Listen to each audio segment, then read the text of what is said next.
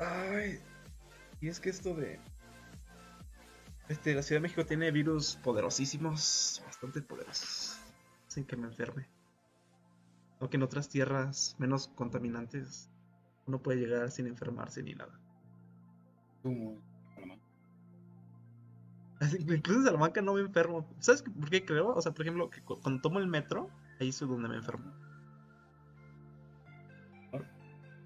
Pues no, o sea, siento que, o sea, es que la gente, pues, hay gente enferma que va por el metro y pues se estornuda y se cubre con con la mano, luego agarra el tubo, y luego tú lo agarras y ya.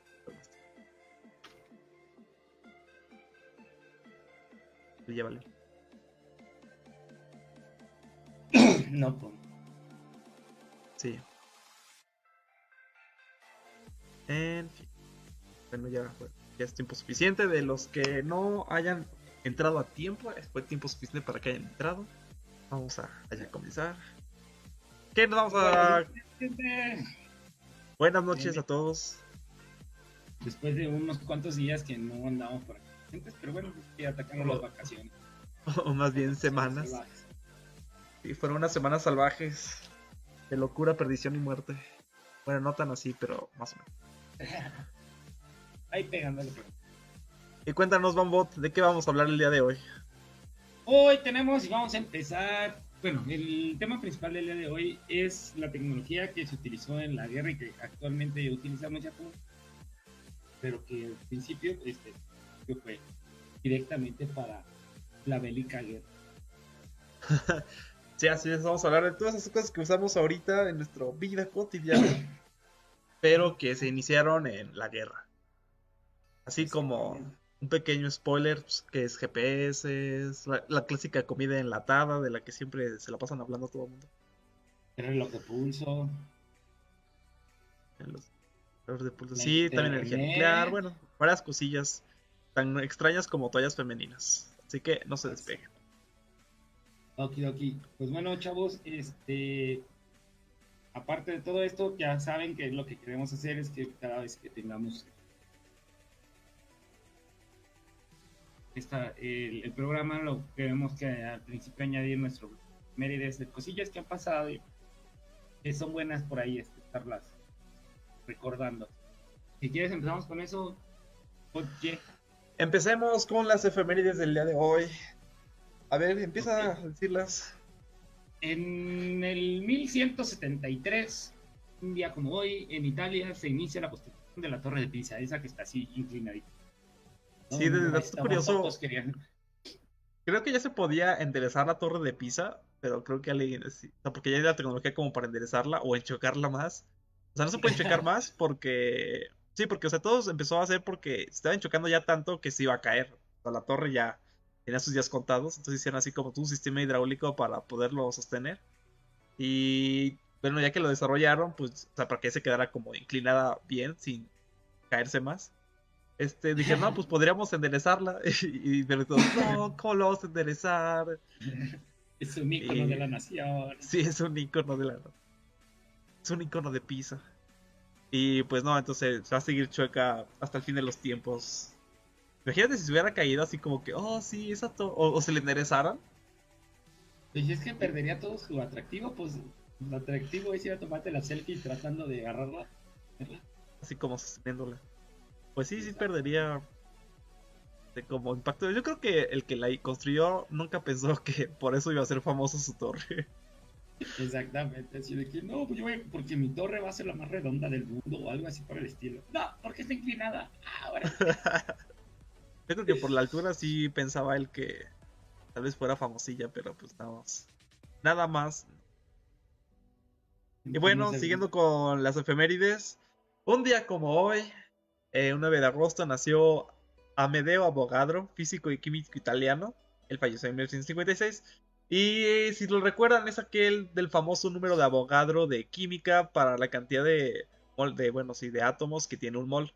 Ese número mágico es de 6.022 por 10 a la 23, me parece.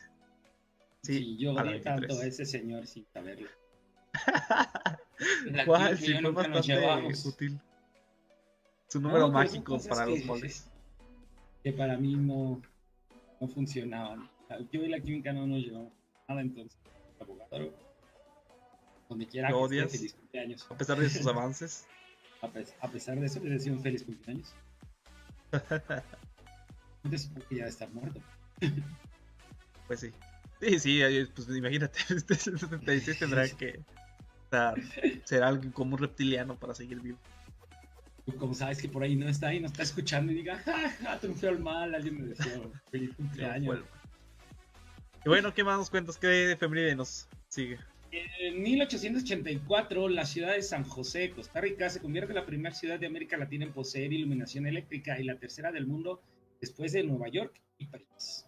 Pues es todo.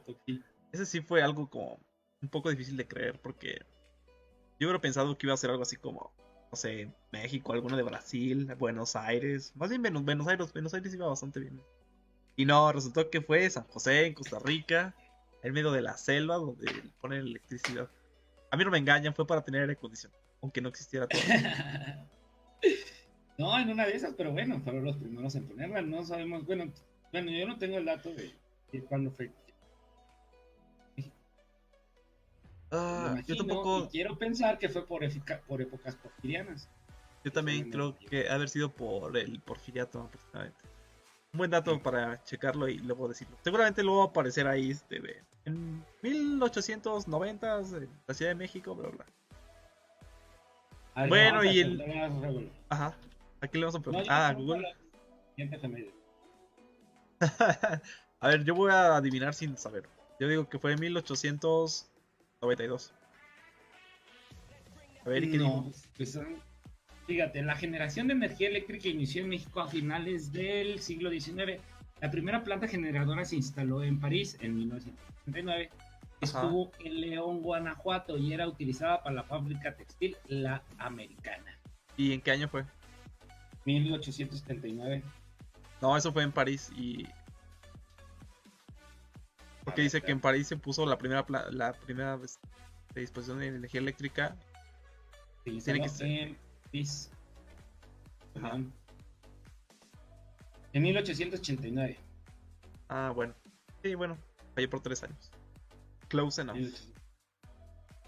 Bueno, cercano a esas fechas, en 1892, Thomas Edison, aquel señor famoso por pelearse con Nicolás Tesla, recibió una de sus tantas patentes. En este caso fue por la del telégrafo de 2 vías. Decías, podía recibir y enviar información.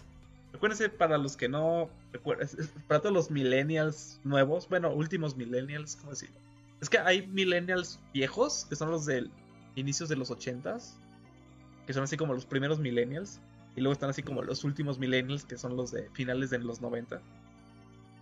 Entonces, para los últimos millennials, creo que yo nunca usé un telégrafo. ¿Tú lo usaste? Me acuerdo que cuando estaba en la primaria, uno de los, bueno, de lo que querían hacer era mandar una carta por Correos de México y mandar un telégrafo. Yo no mandé ninguna. Bueno, sí, la carta sí, pero no el telegrama. Para el telégrafo es el que seas ese tipo de soniditos. Y que nada más eran señales de pulsaciones eléctricas de altos y bajos por un cable. Exacto. Y eso ya comunicaba a la gente. Tecnología de hace bastante tiempo, de siglo y medio atrás. Pero pues realmente allí en Guanajuato, de los que sean de Guanajuato capital, telégrafos estaba lo que ahorita es la no miento, ahorita es, creo, pues es una pizzería que está a un lado de Correos. Ahí es donde cartas. Pero pues para que entonces ya empezaba a utilizarse mucho el email, entonces ya las cartas. Pues sí. Y luego ya más en se llama menos de un siglo, nació Marvin Minsky, el cual fue un ingeniero informático estadounidense. Él es famoso por lo que se refiere a computación, en el campo de la computación. Escribió ahí varios artículos, fue fundador del... se me olvidó el nombre, de la Instituto de Inteligencia Artificial del MIT, si no mal recuerdo. Y también estuvo relacionado ahí con los perceptrones. Criticó mucho las redes las redes neuronales por ahí de los 70s. Eso evitó que se desarrollaran, pero también es que lo de redes neuronales es algo muy interesante porque para esa época, como no había tarjetas gráficas o algo semejante que pudiera hacer en paralelo muchísimas operaciones muy mensas, no se veía que fuera posible realmente hacer redes neuronales fuertes y que fueran utilizables. Entonces este señor y muchos otros sí les tiraron así un poquito de mierdita, y eso hizo que durante como 20 años pues se quedaran un poquito en el olvido. Pero realmente con las tarjetas gráficas y que pueden hacer operaciones de matrices así de muchísimos por muchísimos, pues ya cambió completamente el paradigma y ahora sí ya regresó el boom de las redes neuronales, algo que antes se veía bastante difícil. Otro dato interesante es que en la película de 2001, Una Odisea del Espacio, Minsky fue un consejero, así como el consejero técnico, para hacer la película. Sí, para no meternos en temas. Es como para hacerte un programa de Minsky. Y en otras efemérides no tan importantes, pero sí importantes, les podemos decir que un día como hoy se hizo la apertura de la Capilla Sistina. Freddie Mercury dio su último concierto, y por ahí Gandhi empieza su ¿cómo se llama? Su movimiento que se llamaba Quiet. Pues bueno, cerramos en este momento lo que es ya la No, te faltó la más importante efeméride del siglo pasado. ¿Cuál? En Nagasaki se tiró la segunda bomba atómica un 9 de agosto en el 45. Y la primera fue 3 días antes. No había programa de los chatbots hace 3 días, pero en 3 días fue la de Hiroshima. Entonces, como dato curioso, hay gente que sobrevivió a las 2 bombas. Hay de hecho un meme por ahí, quien pueda verlo en Facebook, donde hay un arquito donde ha sobrevivido un montón de cosas, y ese arquito sigue. Ni las bombas, ni las inundaciones, ni tsunamis le han hecho nada. Es lo que es buena arquitectura. Okay. Pues sí, la verdad. Sí, pues en el arquito es donde hacen, bueno, no es cierto. Hay un memorial que fue Obama hace poquito, así como para la no proliferación de armas nucleares. Bueno, realmente nadie le ha hecho mucho caso. Y sí, ahí creo que salieron muchos temas, porque es el centenario de la liberación de las bombas, fue hace 2 años, entonces sí hubo como algunos eventos más o menos pues importantes como para la no proliferación. Sacaron historias de las personas a las que pues estuvieron en la redacción de las bombas nucleares, porque o sea, les hicieron como discriminación social a todos aquellos que habían estado en las ciudades, así como que como si estuvieran contaminados, si fueran así. Pues la verdad sí estaban contaminados, pero no era bueno que les... Bueno, pero no era así como contagioso. No, pues no era una viruela. Pues no, pero los trataban como tal cosa, así como a los negros los trataban así también el siglo pasado, ellos también los trataron así. Afroamericanos. Bueno, afroamericanos. Bueno, las personas de ascendencia africana. Así estamos más felices. Porque pueden ser alemanes, africanos y etcétera. Bueno, ¿te parece si vamos a un corte y ahorita regresamos ya, ahora sí, con los inventos de la guerra que actualmente utilizan?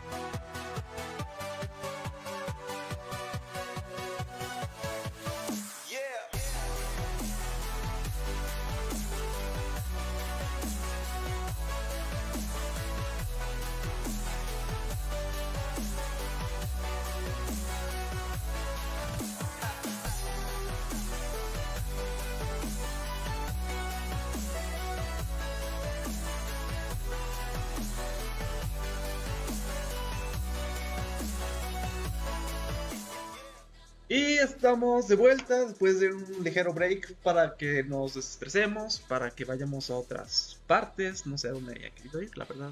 No sé, no me importa. Cada quien hace lo que quiera. Y finalmente estamos aquí con el tema el tema principal, que es de la guerra al mundo cotidiano. A ver, entonces podríamos empezar desde una de las efemérides, ¿no? Que era que fue lo de la bomba atómica, que también ayuda después para lo que es nuclear, ¿no? Sí, de hecho, bueno, te está pensando como en un orden. Hay un video y ahorita estamos en las toallas femeninas. Y conforme el video, para que así como una secuencia y la gente no se pierda ahí. Ok. El origen de las toallas femeninas, ya había como una especie de toallas femeninas. Bueno, antes no había ni calzones, entonces pues no se podían usar las toallas femeninas como ahorita se conocen, ¿verdad? Pero sí había una especie como de emplastos y vendajes que las mujeres se ponían allá abajo en sus días, que les llegan cada mes. Y eso, y bueno, y principalmente yo creo que era para no manchar los vestidos. La verdad no sé, yo creo que también era incómodo, entonces se ponían así como una especie como de, no sé cómo decirlo, pues sí, emplastos, como una especie de vendas también, para, pues, para absorber lo más que se pudiera, al mismo tiempo como para evitar rozamientos, cosillas así. Y bueno, esto finalmente luego se empezaron a usar finalmente lo que es ropa interior. Y después de la ropa interior, pues ya vinieron así que es más fácil las prestaciones de poner, así también como especies de banditas que eran de tela y que luego le ponían, yo creo que ahí le ponen como luego esencias herbales, así como tipo hierbabuena, no tengo idea, la verdad. Y estas benditas que se ponían, pues finalmente pues se las ponían ahí en la ropa interior y ya medio absorbía para que no se manchara la ropa directamente. Y ya era como los pañales antiguos que se ensuciaban y luego tú los limpiabas a mano, ajá, los lavabas. Pues tipo así. Mantillas, ¿por qué? Bueno, las mantillas. Y si regresaran, podríamos hablar una cosa ahí. Pues posiblemente algo sí te viene pasando, porque ya ves que está todo esto lo de lo ciclable y demás. Pero bueno, entonces el punto es que con la Primera Guerra Mundial y el desarrollo de celulosa de forma industrial, las enfermeras se dieron cuenta de que ese tipo de celulosa absorbía muy bien la sangre en los heridos. Entonces, posteriormente se decidió aplicar esta tecnología ya en lo que sería toallas femeninas. Bueno, que se le llama así, ¿no? Femenino. Ajá. Sí, y de hecho fue una de las primeras cosas que hizo Kimberly Clark y que las llevó al éxito financiero. Exactamente. Por eso se me hacía como que ahorita que me compartiste la información, me suena ese nombre, ¿El de qué? ¿La celulosa o el de cuál? El de Kimberly. Es el de los Kleenex. Sí. Exactamente, es el de los Kleenex. Y de hecho, de ahí salió su producto Kotex, que quiere decir Cotton Texture, o sea, textura de algodón. Ahora ya tienen un poquito más de ¿cómo se llama? De sentido esas partes. Cuando veas el anuncio de Kotex, ya sabes a qué se refiere. Oh, Cotton Texture. Ya sé. Luego, nuestro siguiente invento, ¿cuál es? ¿Qué es lo que sigue? Lo que se puso por ahí. O de pulsera, ¿no? También conocido así. Lo que se puso de pulsera es simplemente para más que nada los aviones. Bueno, por ahí estuve leyendo. Les ayudó muchísimo porque nada más era no podían estar el timón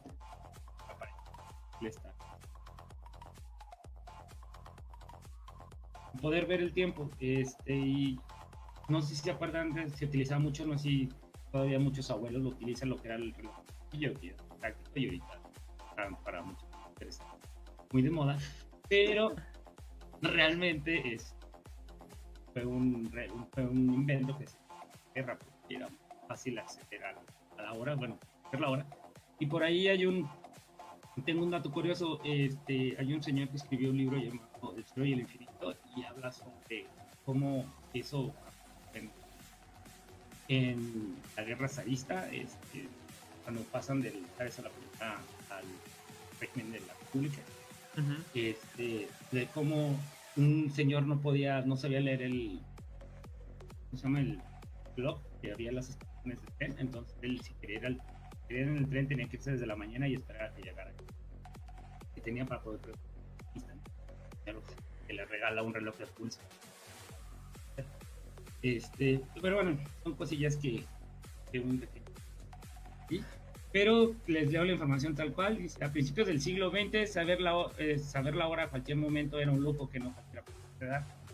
Debido a esto, los relojes de cadena eran muy caros, ya que eran un emblema de estatus que actualmente de nuevo lo que hacer. Fue gracias a la Primera Guerra Mundial que los líderes militares comprendieron la importancia de sus subalternos sincronizaran sus movimientos al momento de ir a la guerra. Si te dicen a las 6.000 horas, a las 7.000 horas, se imaginan y no saben ni leer el reloj o por ahí ni siquiera saben que existe, pues nada que hijo. Entonces eso ayudó muchísimo.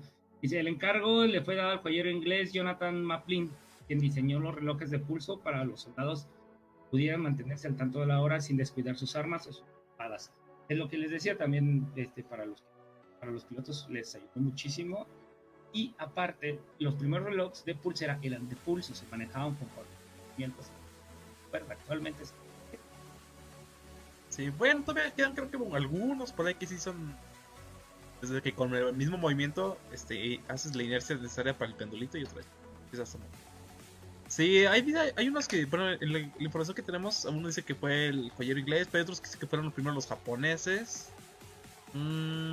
Pero por las fechas parece que sí fue primero el joyero. Quizá luego se hizo más popular en los aviadores, porque al principio en la Primera Guerra Mundial casi ni hubo pilotos. Eran como más de exploración. Y luego sí ya les empezaron a poner ametralladoras, pero ya fue como el periodo tardío. Ya en la Segunda Guerra es cuando sí ya se hace como universal el uso de aviones en todas partes. Y sí, todos tenían que saber qué hora era. Imagínate, te dicen, no, pues tienes combustible para 4 horas. Y tú vas en el avión y así como, no, ya creo que van 2 horas, creo. Y que ibas a llegar, te faltan 10 minutos y se te acabó el combustible, ¿no? Ándale. No, calculé mal, perdí la cuenta cuando llegué al 1.000.000 de segundos. Ándale, ¿no? Como típico que te quedas a 2 cuadras de la gasolinera y vas que te repita, pero en el avión está. Ya sé.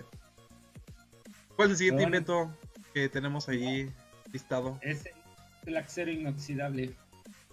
Sí, ese es otro invento que se desarrolló ahorita. Todo el mundo lo da por sentado en muchas cosas, como sobre todo en cosas de cocina, ¿no? En los cuchillos, en los lavavajillas, también como soporte en sillas, mesas, muchos tipos de cosas. Pero originalmente se creó debido a que los británicos ocupaban un material que fuera muy resistente a la fricción y al calor producido por las balas en las pistolas. Entonces contrataron un metalúrgico, que en este caso fue Harry Bradley, quien añadió cromo al acero y esto produjo el famosísimo acero inoxidable. Y precisamente hay ¿recuerdas ese de que 100 años? ¿Cómo será la vida sin humanos o algo así? Una de las cosas que más aguantan el paso del tiempo es precisamente el acero inoxidable. Así que si nos extinguimos es probable y si llega otra civilización, bueno, si acaba nuestra civilización y llega una nueva, es posible que encuentre muchos materiales inoxidables como cucharas, tenedores. Y aunque no lo parezca, eso daría muchos indicios a los arqueólogos, porque no es algo tan... Pues sí, darles mucha información acerca de que, pues estos güeyes tenían conocimiento de cómo hacer este tipo de material, y para hacer este material ocupas añadirle cromo y bla bla bla. Y luego, dado a la cantidad de acero que, bueno, de acero inoxidable que hay, pues pueden darse cuenta de que era un producto que se le podía dar a todas las personas. O sea, no era un artículo de lujo. Entonces, pues ese tipo de cosas son las que encuentran los arqueólogos y ya infieren demasiadas cosas.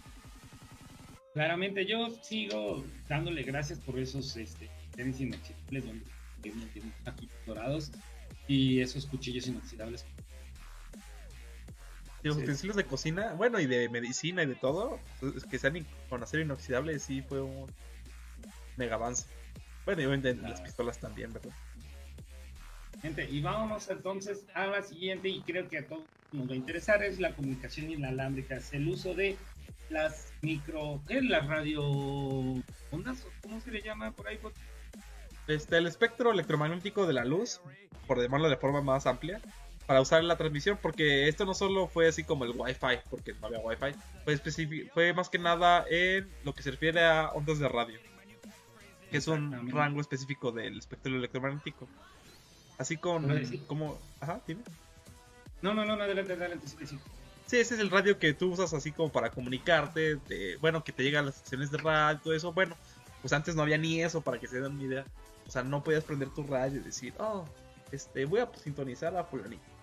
Y esto también se dio otra vez en la Primera Guerra Mundial porque era súper importante poder comunicarse con los batallones. Y estando, por ejemplo, los ingleses querían saber cómo estaban sus tropas en Francia o igual. Además, no tiene que estar tan lejos. Incluso si estás en la línea de frente y quieres, no sé, que la artillería te ayude, pues no le puedes mandar así como señales de humo o gritarle porque los monos están así como 10 kilómetros atrás. Entonces, pues, si te comunicabas por esos radios que parecían tabiques, un poco más grandes, estaciones de radio, para comunicarte con ellos y finalmente ya que te apoyaran.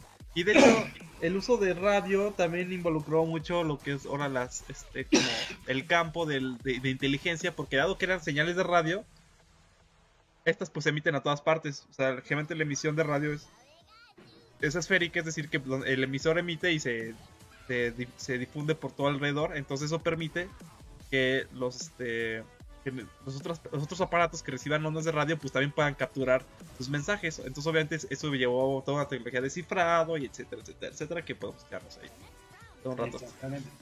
Por ahí, como dato, en 1940 la empresa estadounidense Gauden Manufacturing Corporation, Prola actualmente, crea el primer radio de 2 bandas de entrada y salida, que llamado el walkie-talkie.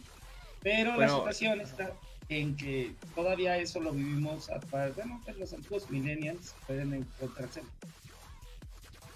que era lo que utilizabas esa radio, ¿no? Sí, bueno, eso es para los no tan nuevos millennials. Sí, los Nexteles, ¿no? Que tenían su radio, que era gratis. Entre comillas, gratis, muy caro. Bueno, el plan era caro, pero incluía eso. Era lo que aparte... Bueno, aparte funcionaba, era, pero... Te vendían el radio. Te vendían así el radio tal cual. Podías comprar. Yo la verdad nunca tuve así que... No sé. Sí, bueno, y aparte se consideraban bandas mis...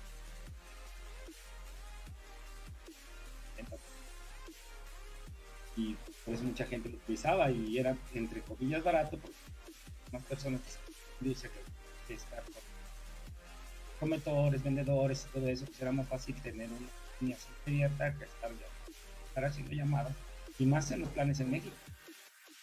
Era muy caro, sí. Todavía era una tecnología que llama más a la persona que estaba trabajando en la industria, que estaba más que nada los de producción y todo, que necesitan estar constantemente hablando. No, pides amigable. Y después los antiguos millennials pues ya empezaron a tener una.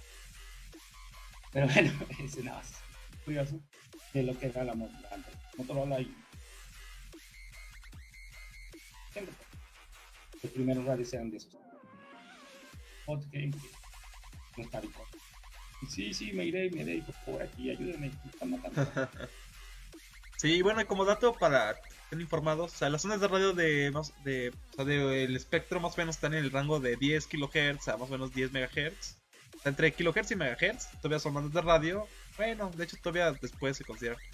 Pero las de radio que uno escucha en su auto, en su celular, en todas partes, más o menos están en ese rango. Y porque la transmisión celular esa ya se da en otro rango que es en gigahertz. Nada más para que lo tengan contemplado. Y si se fijan, no se utilizó tanto el usar las ondas de radio para comunicación de persona a persona. Casi siempre fue como para difusión masiva de información, como estaciones de radio. Vamos así como para aclarar. Sí, porque ¿quién no recuerda que ibas a la casa de los abuelitos? Esto es gracias a esos objetos que crearon las radio y pudo implementar las telecomunicaciones normales como y bueno, ¿qué más inventos? Ahora sí creo que me parece lo del invento del Jeep, ¿no? El famosísimo Jeep. El famosísimo Jeep Willys. En las grandes guerras. Y ahorita hay muchos ya fanáticos que a restaurar. A coleccionar y también. Ay, bueno, la verdad es uno de los carros que más me gustan. A pesar de que sigue, este diseño es muy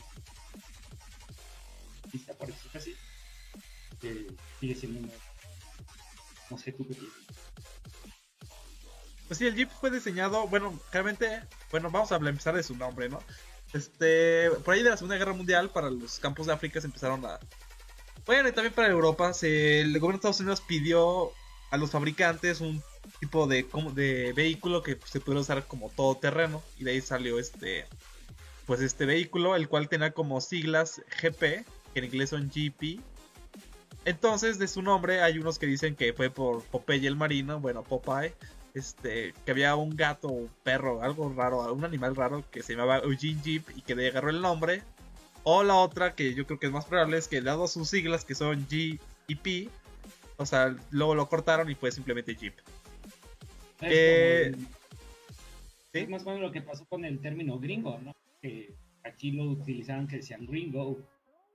Sí, creo que eso fue como en la guerra de Vietnam o en el Golfo Pérsico, pero sí se pegó mucho y...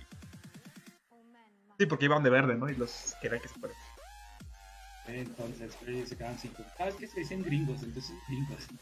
Pero no, de la gringo. Go away. Sí, y bueno, esto fue parte porque también los alemanes tenían sus propios vehículos tipo como todo terreno y que también como en vez de usar un refrigerante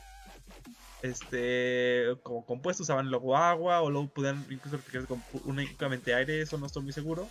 Pero el caso es que estos vehículos se podían transportarse en avión y hasta lanzarse por paracaídas y ya, el transporte de vehículos de esta forma pues era muchísimo más fácil porque no tenías que aterrizar ni nada, que lo cual era muy riesgoso, sobre todo para tipo excursiones masivas tipo del día D, que imagínense toda una división de aviones con jeeps que tenían que dejar para los que llegaron a tierra en vez de estarlos por barco, pues ahí fue. Y obviamente si se fijan, casi con cada invento llega también alguien que lo capitaliza y se convierte en una empresa.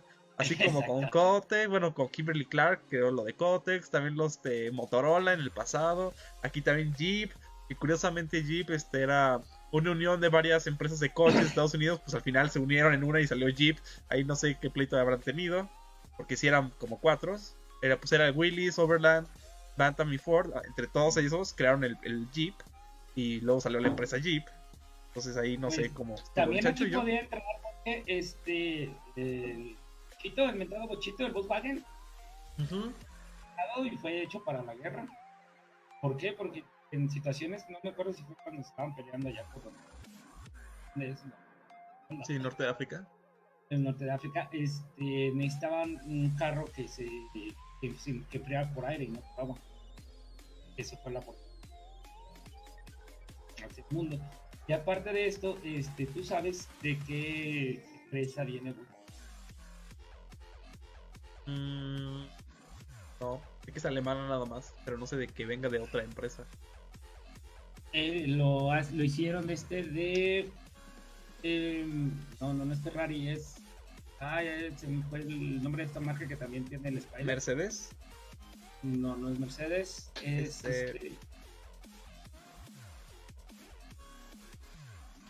¿Qué pasó, Bambubot? Bambubot nos ha fallado otra vez. Su memoria no es de estado sólido, entonces ustedes comprenderán que sus discos están atrofiados.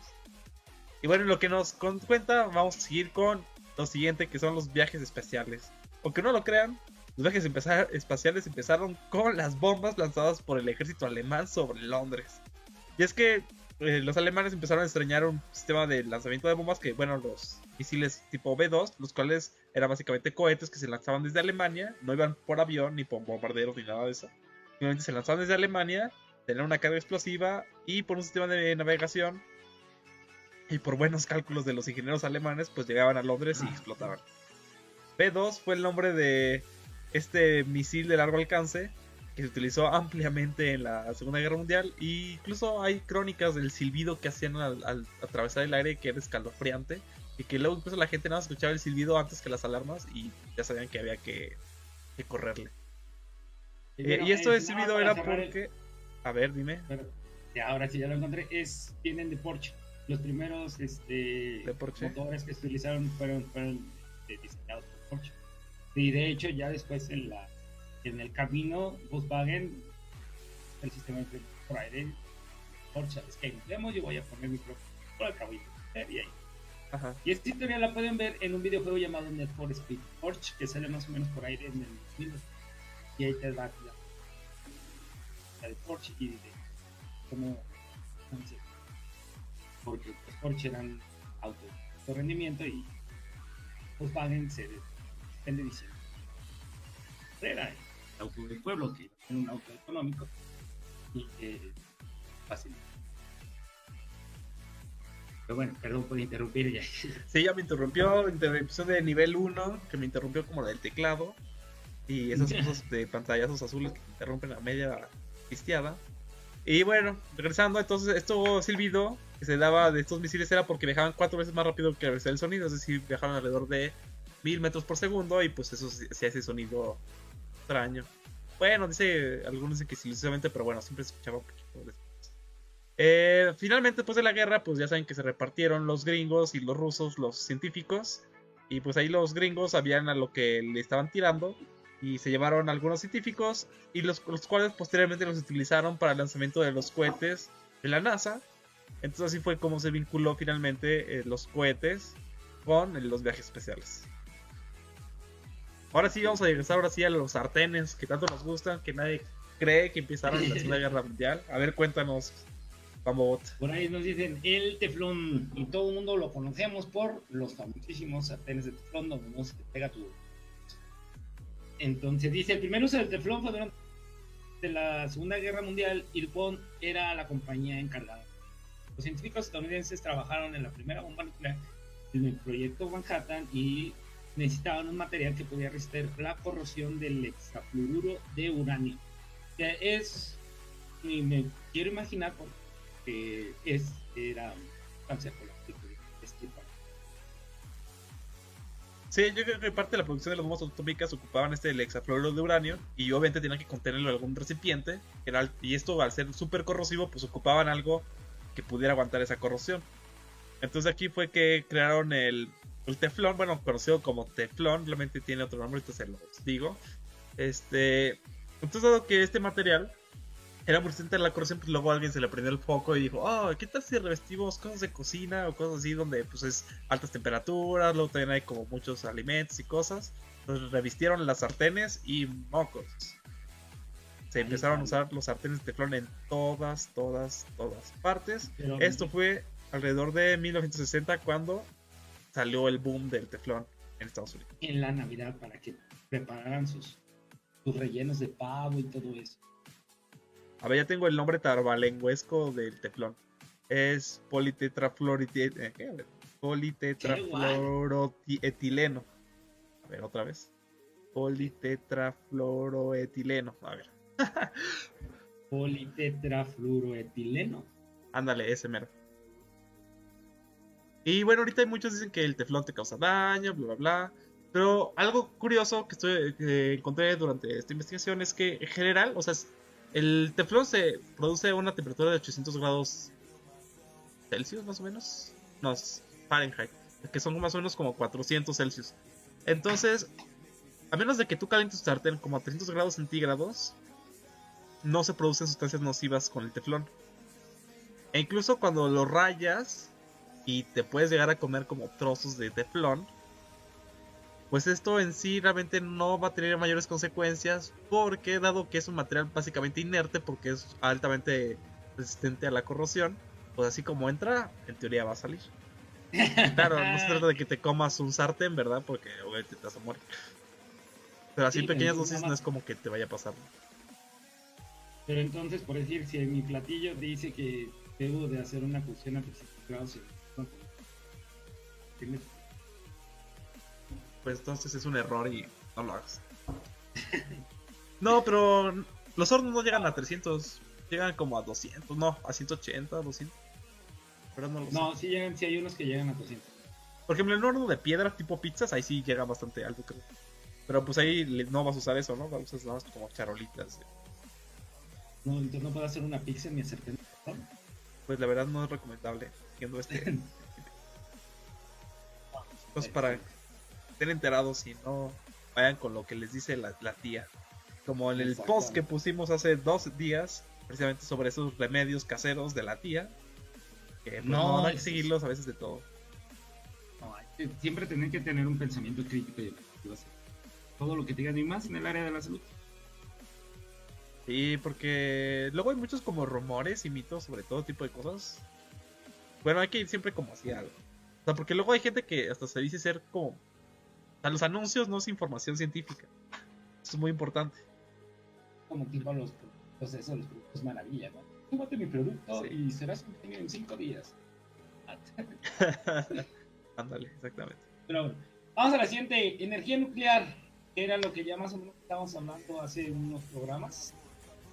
Sí, precisamente de la energía nuclear. Y precisamente todos sabemos ya habíamos hablado del proyecto Manhattan. El proyecto Manhattan que se inició precisamente con la idea de poder desatar la energía atómica. Donde estuvieron involucrados Einstein, estuvo involucrado Oppenheimer. Pero realmente fue como la crema innata de lo que podía a lo que podía recurrir Estados Unidos. Y pues realmente lo aplicó al Google con muchísimo dinero. Y pues finalmente llegó a la creación de las bombas atómicas. Y además coincide con que hoy se cumple el aniversario de que lanzaron las primeras con uso militar. Porque obviamente antes ya había habido unas bombas atómicas, pero habían sido probadas así ¿cómo se llama este lugar en Texas? ¿Donde hicieron? Álamo Gordo o algo así. Pues sí, donde obviamente las probaron, pero pues no murió nadie, ¿verdad? Las pruebas del proyecto Manhattan fue en Nuevo México. El 16 Nuevo México, perdón, sí, tienes razón. 45. Tienes razón. Y bueno, entonces sí, pero bueno, entonces obviamente después de que desarrollaron la primera bomba nuclear, pues ya faltó un poquito tiempo cuando se empezó a usar esto con fines civiles, que es la generación de energía como tal. Esto fue en 1950. En 1950, cuando ya por fin, por medio de generadores termoeléctricos, se pudo hacer el desarrollo de energía. Y también el desarrollo de radiofármacos. Entonces, a ver, ¿qué sería un radiofármaco, Godhead? Bueno, es que eso sería otro tema. Tenemos que hacer un programa de medicina ahí. O sea, los átomos luego tienen isótopos que son radiactivos. Estos isótopos radiactivos lo que sucede es que están dopados, por decirlo así. Cuando está dopado quiere decir que le agregaron protones, neutrones o electrones de más. Pero generalmente son protones o neutrones cuando se dopan. Bueno, no estoy diciendo preciso. Un isótopo es un compuesto que tiene una diferente cantidad de protones, de neutrones a comparación de otro mismo átomo. Por ejemplo, un isótopo de yodo, por ejemplo, un átomo de yodo tiene, no sé, no quiero decir mentiras. ¿Cuántos protones tiene un átomo de yodo? Es que no quiero decir mentiras. Luego les digo un número atómico y luego me están aquí crucificando. Ok. Un átomo de yodo tiene 53 protones. Entonces más o menos debe tener por ahí de 53 neutrones. Entonces un isótopo tiene la misma cantidad de protones porque eso determina el elemento, pero va a tener más neutrones o menos neutrones. Entonces en vez de tener 53 puede tener 54 o 55. Entonces eso hace que sea un isótopo. Sin embargo, hay algunos isótopos que precisamente por tener más neutrones, no sé decir por qué, pero al tener más neutrones lo hacen inestable. Eso quiere decir que con el paso del tiempo liberan neutrones y protones y se convierte en otro elemento. Entonces, o en otro isótopo. Entonces, déjame acabar. Entonces, porque luego me interrumpes y pierdo el hilo. Entonces, cuando tienes un radioisótopo, un radiofármaco, por ejemplo, un isótopo de yodo, que a ti te administran para ver cómo se va acumulando en ciertos órganos de tu cuerpo, y pueden ver cómo se va acumulando debido a que va liberando precisamente, como es radioactivo, se va liberando neutrones y protones, y eso se pueden captar. Entonces van sabiendo cuál es tu nivel de absorción de ese átomo en diferentes partes del cuerpo, y así pueden saber cómo está este procedimiento, cómo está procediendo tratamiento o lo que sea, o también el radioisótopo puede ser usado como como propio tratamiento. Ahora sí, dime. Te voy a decir que si puede hacer el ejemplo del mentado Sí, el carbono 14, bueno, ese es un ejemplo más difícil. Sí, el carbono 14 es un isótopo de carbono que no es radioactivo, si no mal sé. Pero hay una cantidad fija que hay como en el ambiente, siempre se mantiene muy estable. Y entonces, pero cuando ya se absorbe, se empieza a transformar en otro isótopo, porque es el de carbono 12. Sí, pero no, bueno, nada más, a lo que te iba es nada más para hacer una referencia de lo que era, ¿no? Se dice que nada más en que... Sí. Bueno, si quieren saber más del carbono 14, pónganlo ahí en los comentarios y hacemos un programa de datación. Eso será muy bueno, eso también es tecnología en datación. Tenemos muchos temas, bueno. Exactamente. Pues bueno, el otro, bueno, ya pasando ahorita de lo de la energía nuclear, otro de las situaciones que tenemos ahorita es el blindaje. Eso que cuando ya tienes muchos enemigos y te quieren, y no te quieren ver, no quieren que veas la luz el día siguiente, puedes ponerlo en tus carros, puedes poner vidrios, pues, en todas partes, menos ponértelo tú. Pero fue algo bueno, sí puedes realmente con chalecos y... bueno, sí puedes poner tus chalecos, pero pues, me voy a poner cosas para que no, para que nadie me entregue. Dicen, los británicos experimentaron con los primeros vehículos blindados a finales de la Primera Guerra Mundial. Entre 1979 los alemanes movilizaron a las divisiones acorazadas de ellos durante el inicio de la guerra. El militar alemán Heinz Guderian fue el pionero del blindaje. Pues todos sabemos que la primera parte de la Segunda Guerra Mundial fue ganada directamente y más que nada por dos cuestiones: las drogas y el miedo. Las drogas hacían que sus soldados no durmieran, que era la situación de lo que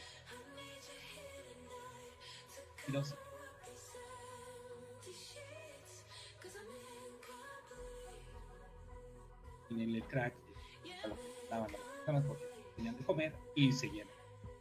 Y entre más y la situación que les daba para seguir luchando, pues después de que ya eran adictos, agresivos, eran muy muy feroces. Pero al final pues fue lo mismo que el ejército lo trabajo. Demasiado adicto. Bueno, ese es otro tema, pero la parte era esa por donde los acorazados, tantos acorazados. Muy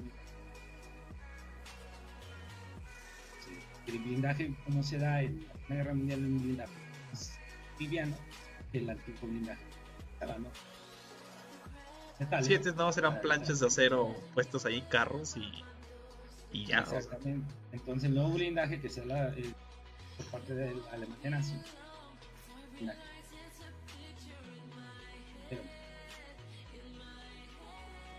ayuda a que parte de la Segunda Guerra Mundial nacimos. ¿Cómo ves? Exactamente. No, pues eso era como algo muy obvio, yo creo, dentro del rango de las cosas que se iban a salir de la guerra. Y todavía sigue teniendo un fin de protección ante violencia. Pero pues sí, es algo que se desarrolló desde la Primera Guerra Mundial realmente. Siguiente va a ser, bueno, ¿te parece si el siguiente, que es ultrasonido, lo mezclamos con microondas y para involucrar sonar, radar, ¿cómo se llama el otro? El nombre, hidrófonos.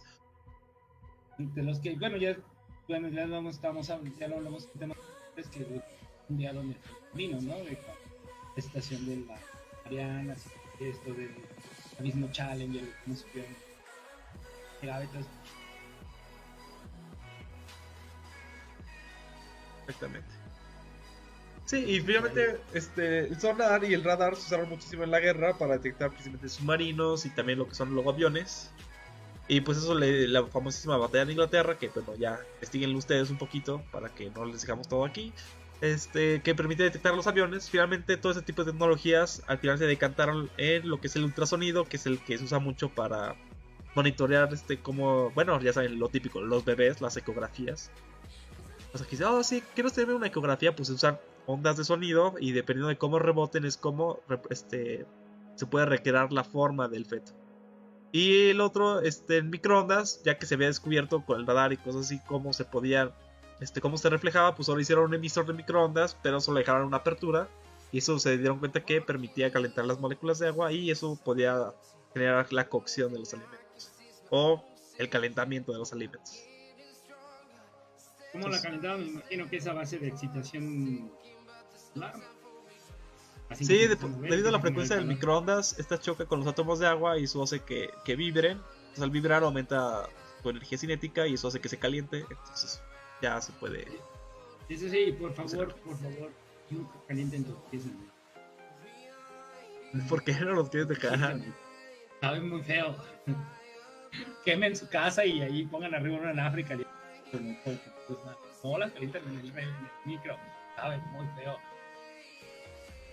Pues no lo sé. A mí no me gustan porque quedan muy aguadas. Pero bueno, cada quien. Por ejemplo, hacer quesadillas las quesadillas llevan queso, por cierto. Si no escuchas de otro país, las quesadillas tienen que llevar queso. Las quesadillas las pones en el microondas y se hacen rapidísimo, sí, bien fácil, pero quedan muy aguadas y la verdad a mí no me gusta así. No, es que... Siguiente. Bueno, ¿Qué pasó? Siguiente. No, eso es para Jets.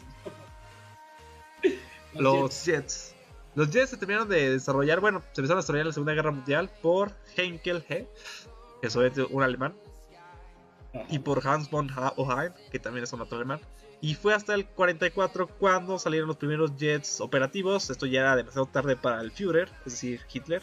Y pues eso no evitó la caída. Pero sí, lo que se alcanzó a probar de los jets es que sí eran muchísimo más rápidos que los anteriores aviones basados en turbinas. Pero pues ya, tenían 4 avioncitos contra todo un ejército que se les viene encima y pues no es suficiente. Exactamente, entonces por ahí. Dice aquí que fueron los primeros en alcanzar hasta 2 veces la velocidad del sonido. Sí. Los vuelos transatlánticos realizados en jet iniciaron en el 58 con el avión británico con el 4 y los estadounidenses con el Boeing 06. Sí, el famosísimo Concorde, ¿no? Que iba más rápido que el sonido y toda la cosa. Y nada más como dato del impacto de esto de la tecnología jet es que para finales de los 70 del siglo pasado, más del 90% de los vuelos de todo el mundo se realizaron con esta tecnología, o sea, con jets. La nueva vieja tecnología. Pues sí. Y antes de seguir con el siguiente, que son el GPS, ya nos quedan poquitos, no se desesperen. Antes de seguir con el GPS, vamos a ir a un corte comercial y regresamos. Bueno, no es tan comercial. Regresamos en breves, chavos.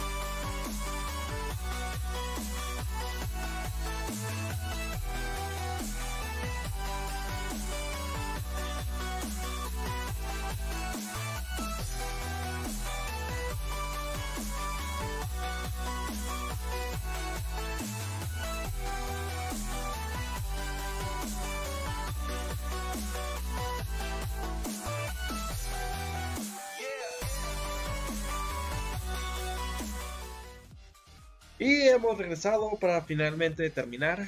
Ya sé, ya nos odian todos. Tranquilícense, ya vamos a acabar. Ya solo nos falta. ¿Qué nos falta, Baumot? Ya por ahí nos faltan nada más unos 3. Los últimos 3, no por ser los últimos menos importantes, pero sí cabe resaltarlos. Uno de ellos es el GPS, el Global Positioning System. Perdón, ni por inglés. Pero es el sistema de navegación que hoy utilizamos en la cotidiana. Es el que dices, ay, quiero ir a casa de mi novia, pones el GPS. ¿Quieres ir al doctor? Pones el GPS. ¿Quieres ir a la piscina? Pones el GPS. ¿Quieres ir al baño? Pones el GPS. Ya todo el mundo lo tiene. Y es la mentada señora que habla y te dice, por favor, de vuelta en la rotonda a 200 metros. No sí, claro que cuando se originaron fue así en un misil, pero misil tiene 3 grados al oeste al pasar. Y el misil, oh, claro, ¿dónde queda el oeste? Pero sí, actualmente se utiliza, bueno, entre satelital y entre por las torres de telefonía que hay, se permite localizar bueno, ubicar geográficamente un punto. Realmente se ocupan tres puntos. Sí, se ocupan, ajá, se ocupan tres que el dispositivo haga contacto con 3 lugares de emisión para poder ubicarlo geográficamente. Y pues, te ayuda mucho, la verdad. Ahorita que quedas a ver con una persona, que es lo primero que le dices, mándame tu dirección, mándame tu ubicación por WhatsApp. Y ya dices, mira, sí, mejor. Que te perdiste de tu, ¿cómo se llama? De tu grupo de excursión. Bueno, al menos que estés allá por la cero. De ahí no te sales, pero de ninguna forma. Ahí sí lo que hacer es agarrar y sacar tu mapita y tu brújula y orientar. Aunque recuerden, existen 2 norte. Siempre recuérdenlo cuando el norte verdadero y el norte bueno, sí, el geográfico y el magnético. Exactamente, entonces hay una pequeña desviación que deben de calcular, o sea, bueno, pero estás aquí como que no importa. Pero cuando estés ahí en la selva de Amazonas y no sé qué, vamos a salir, te vas. Y vas a decir, ¿por qué no le hice caso a Vapor y aprendí cómo calcular ese ángulo de desviación y no tengo que rentar por un puente? Rápido y brusco y que ahí vas a... Siguiente, lentes de sol. ¿Qué nos cuentas de los lentes de sol, Vapor? Esos bonitos lentes de sol que todo el mundo los andar ahí faroleando, pero la verdad era para cubrir los ojos de los aviadores. Realmente uno de las empresas que más se hizo, como hemos visto, capitalizado estas situaciones fue Ray-Ban, que nacen con los aviadores, los lentes. Y dato curioso, recuerden, si alguien en el estacionamiento o la gasolinera llega y le dicen, mira, te vendo unos Ray-Ban originales, lo único que pueden hacer para saber si son originales es peguenles en el lente. Si es cristal y es mica, no.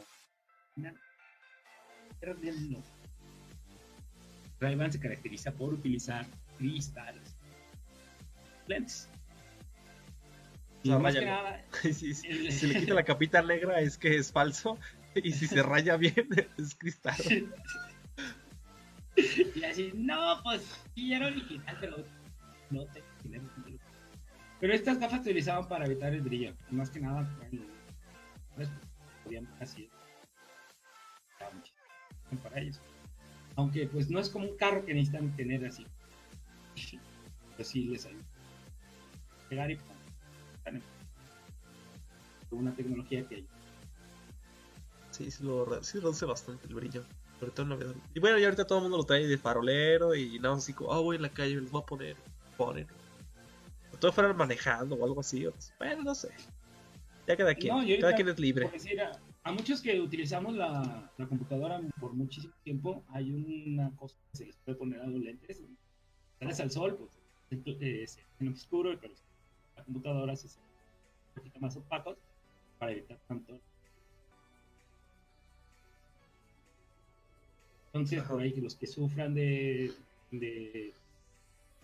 ¿cómo se llama? De que duele mucho los ojos por la brillo, pues pueden comprar lentes O simplemente comprar unos lentes que cada 20 pesos y ponerlos en la computadora. Pues, yo creo que te van a ayudar. Pues sí. Sí, de hecho sí ayudaron bastante. Bueno, y el último tema que lo incluimos nada más para que no nos dijeran nada fue la comida enlatada, que nos remite hasta el siglo XIX. ¿Quieres decir? Tengo toda una anécdota. Y los tés, o sea, la comida enlatada y los tés. Ah, bueno. Los tés como quieran. La comida enlatada, dice la leyenda que Napoleón, cuando quería invadir Rusia, hizo un concurso en el que ofrecía 12,000 francos a aquel que le mostrara un invento que les permitiera, pues no sé, como hacer esa excursión a Rusia. Entonces ahí llegó este señor, se me fue el nombre, entonces les digo, con estas latitas soldadas que luego se podían abrir precisamente con las bayonetas de los rifles y que permitía conservar los alimentos durante mucho tiempo. Y pues él fue el que ganó los 12,000 francos y luego puso una empresa precisamente dedicada a vender estos enlatados y quebró. La verdad, es más, hoy yo me comí un atún enlatado.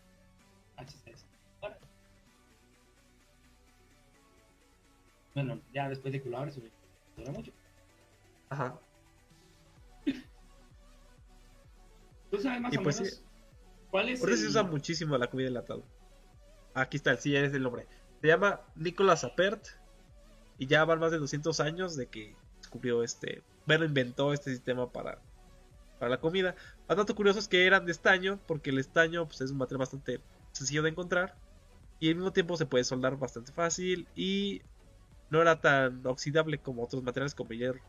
Sin embargo, muchos le ponían en sus comidas enlatadas plomo, bueno, en los envases plomo, precisamente para la parte de las soldaduras, porque recuerden que el plomo es un metal blando, entonces es muy fácil de abrir.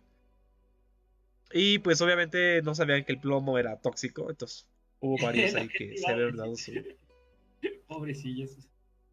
Sí, bueno, ya después lo descubrieron y pues ya no son de plomo, ahorita ya no son de plomo, así que ya pueden comer más o menos. Porque de hecho hubo un boom en los Estados Unidos donde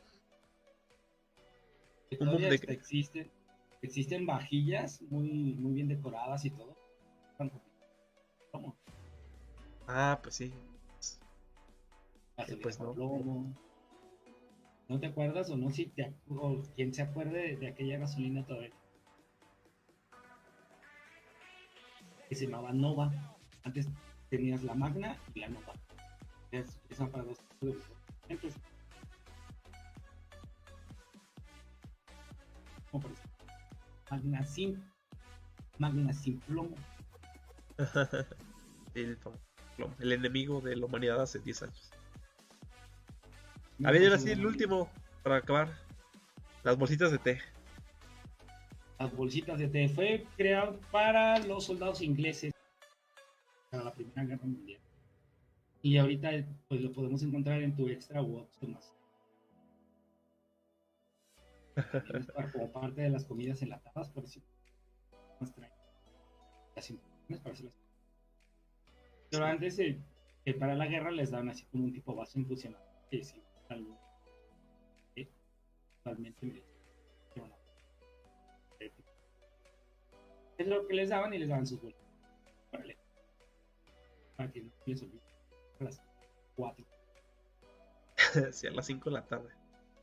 La hora del té. Sí, porque además era muy cómodo, no tener bolsitas de papelito y ya. Pero tirabas basura, pero pues era así como, ya no tengo que como separar, solo era así como, hiervo el agua y lo meto. ¿Y por qué en la guerra? Pues porque los soldados lo tomaban y como no tenían que estar cargando con frascos grandes, solo llevaban ahí sus bolsillas de té y pues las ponían en el agua a hervir que ponían todas las tardes y ya, estaban felices. Bueno, relativamente. Pues bueno, ya nada más para cerrar, pues nada más quiero decirles que por ahí nos pasó, no sé si lo mencioné, que también por parte del blindaje en una de las situaciones que se desarrollan también es con los vidrios a base de capas, que es el vidrio que tiene autos, que ella no se rompe. No sé, nada más sé que es. Sí, bueno, el nombre del vidrio es el nombre del producto de patente, ¿no? Sí, y cuando se rompen, como que se deshacen y son muchas micropartes Bueno, no micro, porque sí se ven. Entonces son muchas partecitas que realmente no ocasionan mucho daño. Pero sí, todo eso salió también de lo del blindaje. Y también se utilizaron las máscaras antigases, que también pueden dar para robots, un montón de cosas y tecnologías que, pues bueno, podríamos enumerar porque casi les puedo educarme. Que la mayoría de inventos que tenemos en la actualidad, que utilizamos en la actualidad, fueron de... Ya después le encontraron la capitalización monetaria y pues, los tenemos actualmente. Sí. Bueno, gente, eso fue todo por hoy. Ya regresamos. Ya nos pueden seguir todos los jueves a las 10 de la noche por Facebook Live. También estamos subiendo los videos a YouTube. Estamos como los chatbots en Twitter, en Facebook, en YouTube. Así que ya saben, por ahí nos pueden seguir si esperan un programa, si quieren volver a escuchar, si quieren escuchar lo que lavan los platos, etcétera. Pues, ¿algo más que les quieras decir, Bambabot? Sean felices, tomen mucha oil cola y nos vemos la siguiente semana. Nos vemos la siguiente semana por YouTube, como los chatbots, en Facebook, como Botgen. Como los chatbots. Y en Twitter, como los chatbots.